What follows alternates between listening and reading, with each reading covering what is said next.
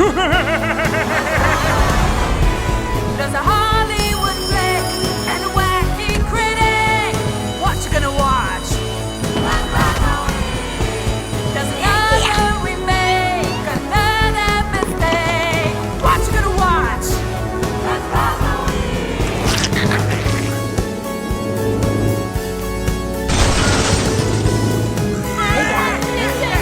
This movie sucks.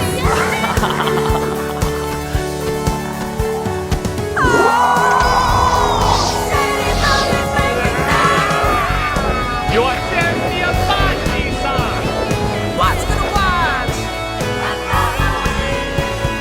What's gonna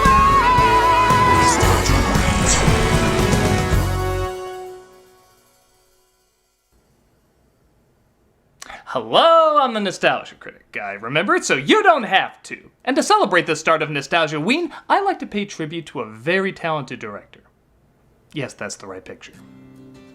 With the loss of Joel Schumacher this year, I wanted to do something I don't think I've ever done on this show: praise him. Not only did he seem like one of the most gentle human beings, being the butt of many jokes and still taking it all with a kind smile, but he did direct some very good films. We've talked in great detail about his follies, and give him credit, when he crashed and burned, he did it like nobody else. But that doesn't mean he hasn't done some wonderful work as well, with some absolute greats like Falling Down, A Time to Kill, Tigerland. And let's not forget his absolute best. It's still Falling Down, but this is a close second.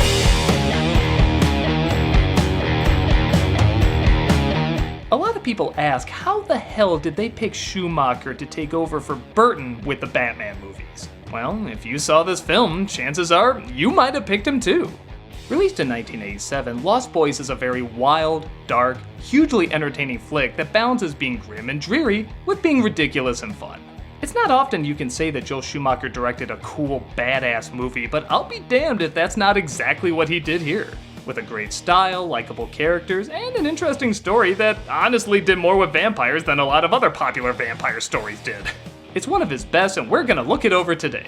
So in honor of a fallen talent, let's start off Nostalgia-Ween with one for me, and one for Joel. This is Lost Boys. The film opens with a gang of mullets led by a kid named David, played by Kiefer Sutherland, checking out some prey down by the boardwalk. Damn it, this must be one of those new cars that requires keys! Keys will be the death of us all! We next cut to a family moving to Santa Carla. There's Diane Wiest as the mother, because that's just what you do with Diane Wiest, Corey Haim as her son Sam, and Jason Patric as his brother Michael. It's a strange town where rodents get laid, women just look at each other, wall whales are up 20%. This, and all work is outlawed. Is there any jobs around here? Nothing legal. I'll just pretend California has changed a lot since then. They visit their grandfather, who lives on Legends of the Fall, which disappoints the boys immensely. Can you guess why? There's no TV. Have you seen a TV? I haven't seen a TV. You know what it means when there's no TV?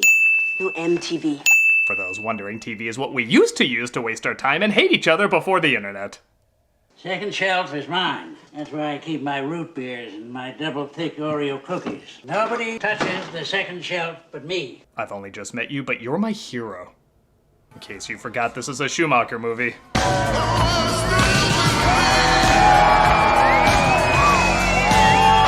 Oh yeah, he's definitely looking at her.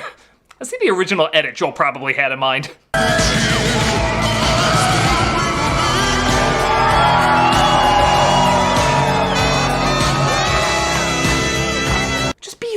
Man. I am. I'm just gonna hang with some boys in black leather. I just outed myself, didn't I? You should be proud. Their mother applies for a job at a video store ran by a guy named Max, who I swear is cartoon Egon. And Sam walks into a comic store run by two sleeping parents and their two boys, Edgar and Alan, played by Corey Feldman and Jameson Newlander. They are the best part of this movie. I'm looking for a Batman number 14. That's a very serious book, man. Only 5 in existence. 4, actually. I'm always looking out for the other 3. This is how nerds wish the world talked. And yes, I too see the irony about how much a Joel Schumacher movie is bragging about how much it understands Batman. Clearly it should have taken a page from how much New Mutants understands X-Men. Michael follows 80s Esmeralda and finds she hangs with a band of neck hairs. What's your name? Star. Oh, you're folks too, huh? What do you mean? Ex-hippies. I came this close to being called Moonbeam. My father is Elon Musk, so he almost didn't even use letters. He's told to meet her and the gang at Hudson's Bluff, if he can keep up with them on their bikes.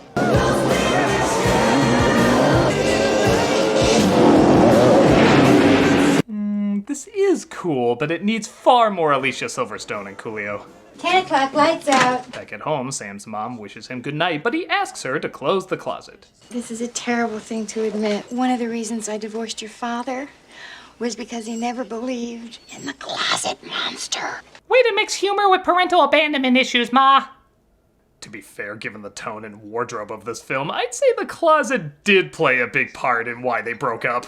Brought you something to dress up your room with, Sam. You know, in case you come across wood. Grandpa. Ah, come on, you know that's the only beaver we're gonna see in this bedroom. And for those who think I'm going too far with that joke, he puts the beaver away in the closet behind this poster. As a comedian, I'm only human. At the gang's hideout, Michael's given some Chinese food, which he's told is maggots. You're eating maggots. How do they taste? I've seen some Chinese buffets serve worse. He goes through an initiation of sorts when they ask him to drink a bottle of blood. What a sheep. If all your friends jumped off a bridge, hey, they're jumping off a bridge, let's go! I really enjoy this scene because it's like he forgets he's falling for a moment. Sorry guys, what's my line again? Oh, that's right. He wakes up at home and he's asked by his mother to babysit Sam while she goes out on a date with Max the following night. I'm a lonely boy. I ain't got a home. Okay, does the film think he's 6? I ain't got a man. I ain't got a song. I hear you, Husky. The sooner he stops pretending, the sooner we can all stop pretending. Actually, the dog senses Sam is in danger, and he attacks Michael in the most hilarious something about Mary way ever. Maybe I'm getting problem child flashbacks, but that animal hopping on him is freaking funny to me. Sam finally puts together that Michael's a vampire, and he has one of the funnier reactions to hearing this news. You're a vampire, Michael. My own brother, a goddamn shit-sucking vampire. Oh, you wait till Mom finds out, buddy. He acts less like Michael's damn for all eternity, and more like he stepped on his PS4. Oh, you wait till Mom finds out, buddy. Now I'll never know how underwhelming Last of Us 2 was. I hate you! He calls the kids at the comic store because they seemed on the level. But they're not a ton of help. Get yourself a good sharp steak and drive it right through his heart. He's my brother. Okay, we'll come over and do it for you. No. Come on, we've done it to a lot of vampires. Hopefully.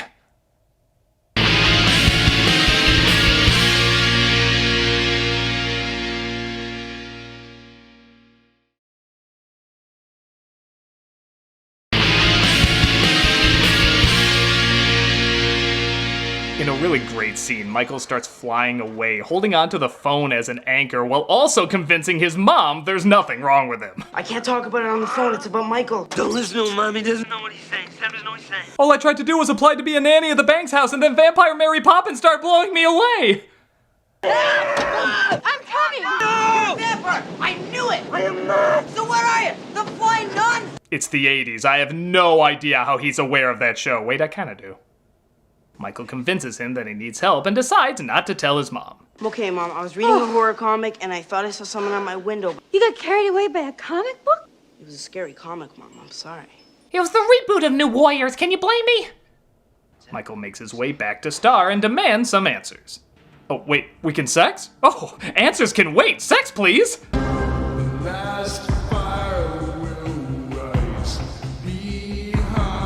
This music doesn't feel right somehow. Let me try this one.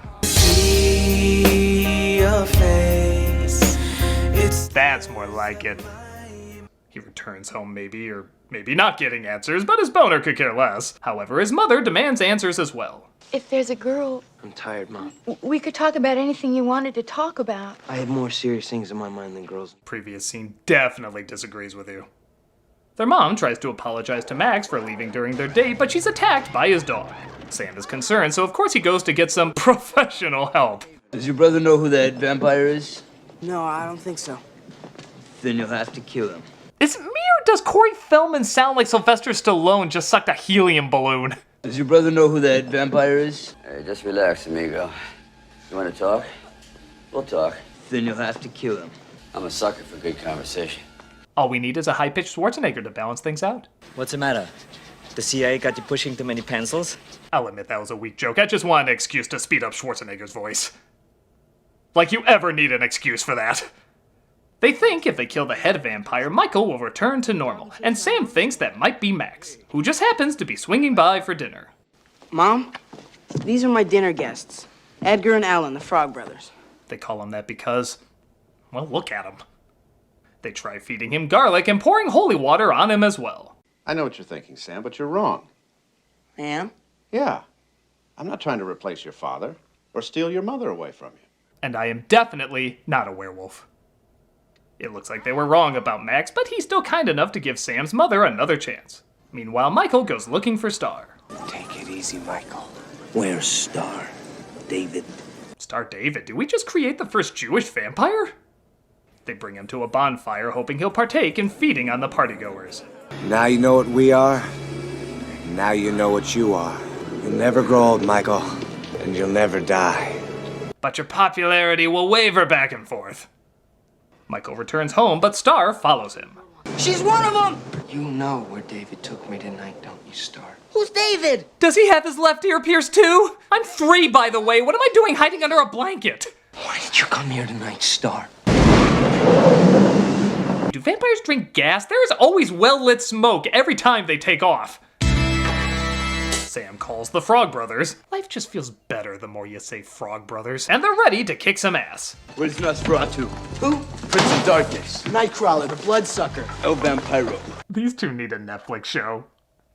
Weapons check. Listen, if you try to stop us or vamp out in any way, then I'll stake you without even thinking twice about it. I can't believe they wouldn't accept me into the Monster Squad. That was a Ninja Turtle, for Christ's sake. We're on the right trail. Flies and the undead go together like bullets and guns. He's talking like an ace detective if he was played by Calvin. God, I love these two. They spot them hanging upside down and try to figure out who the leader is. Right now, they're at the most vulnerable. Easy pickings. We'll start with the little one. First come, first staked. You know what I love about these two? I legit believe they've killed people. Good night, bloodsucker. Party on, ta-da! They wake up the others, but they escape into the sunlight. My god, vampires do sparkle. You take that back! But we're covered in glitter! I don't care, you take that back! We're in a Schumacher film, Vampire Sparkle! Take it back! Christ! Anyone who doesn't love this is a terrorist of fun. They take Star to their home and get ready to defend themselves. Guys, we're on our own. Good. It's just the way we like it. Spoken like true virgins. They steal holy water from a church and home alone the house, just as the vampires wake up and reverse the footage from an earlier scene. I heard one of you invited us in through the fireplace. No, we didn't. It's a dumb rule anyway. They dump one of them into a tub of holy water and garlic, causing the bathroom to explode in blood, as Bram Stoker wrote. But more vampires attack downstairs. Tell Bordello of Blood we don't care if you rip this off, we'll still be remembered longer. He fires an arrow into his heart, also hitting the sound system, electrocuting him too. Head exploding. Death by stereo. I'm gonna imagine Feldman saying that line. Death by stereo. There's nothing he can say that isn't perfection. David attacks, but Michael uses his vampire powers to fight back. My blood is in your veins. So is mine! And it's AB fuck you! Positive. He impales David on some antlers, but Michael still isn't cured. Looks like they should have gone with door number 1. David and my boys misbehaved. You're the head vampire. You're the secret that David was protecting. I love how everyone's reaction to vampires is like tipping 20 when you want to tip 10. It's annoying, but But you passed the test. Don't ever invite a vampire into your house, you silly boy. It renders you powerless. I know. Who makes up all these rules? it looks like Max wanted their mother so that they could be one big family. Or, as Feldman says, the blood-sucking Brady Bunch. Are you indicating that's not what they do? But Grandpa crashes into the house with his car covered in stakes, stabbing Max, causing him to explode. No one could have predicted it, yet it's the only conclusion that would make sense. And what's the most random line to wrap this flick up? One thing about living in Santa Carla I never could stomach. All the damn vampires. Movie, you had me at Frenching rats. Lost Boys is so much fun. It has a good sense of humor, a dark style, and an atmosphere that's all its own. Everyone looks like they're having a ball acting in it, and the tone is so goofily back and forth that you have no idea if you're gonna see something cool, funny, or both around every corner. It's one of the films that put Schumacher on the map, and you can see why. It is hugely entertaining. So, whatever your thoughts are on his lesser works, you can't ignore how unique and engaging his stronger pieces are. If you want to see a movie this Halloween that knows how to combine suspense and laughs, Lost Boys is a good one to check out. Oh, it's a text from one of my biggest fans, Willis. Hey, Nostalgia Critic, I'm so excited for Nostalgia-Ween this year, I dressed up my baby like you to be yelled at by Kyle A. Bear. That's so many flavors of random. Since you did a good Joel Schumacher movie this year, I was wondering if you could do a good Stephen King miniseries this year. Well, I'd like to, but the closest one to being really good is 6 hours long, and I'm gonna need a lot of Frankenberry for this.